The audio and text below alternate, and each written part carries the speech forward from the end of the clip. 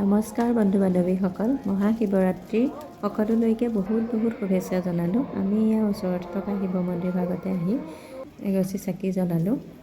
এয়া মায়ে চাকি জ্বলাই দিলে, আমি দুয়োজনীয়ে ধুনীয়াকৈ সেৱা কৰিলোঁ।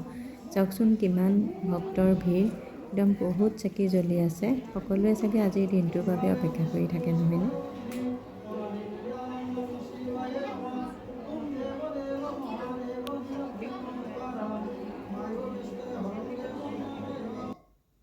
আমি চাকি জ্বলাই আহি পেলাই এনেদৰে বাহিৰতে বহি প্ৰসাদ খালোঁ। তাৰপিছতে ভোগৰ বাবে যিহেতু দেৰি হ'ব, সেইবাবে বেছি সময় আমি নৰলোঁ, ঘৰলৈ আহিলোঁ। আহি ঘৰতে ধুনীয়াকৈ ভোগ বনাই খালোঁ। বহুত মানুহ হৈছিলে, সেইখিনি সময়ত বহুত ভিৰ হৈছিলে। এইয়া সন্ধিয়া সময়ত মই অকণমান ধূনা জ্বলালোঁ আৰু মায়ে এভাগ শৰাই আগবঢ়ালে। এনেকৈ গোঁসাই ঘৰতে আমি বাবাৰ ওচৰত প্ৰসাদ দিলোঁ। খুব ধুনীয়াকৈ মায়ে সজাই দিলে। এয়া মই ষ্টক গালোঁ, গাই দুয়োজনীয়ে সেৱা কৰিলোঁ।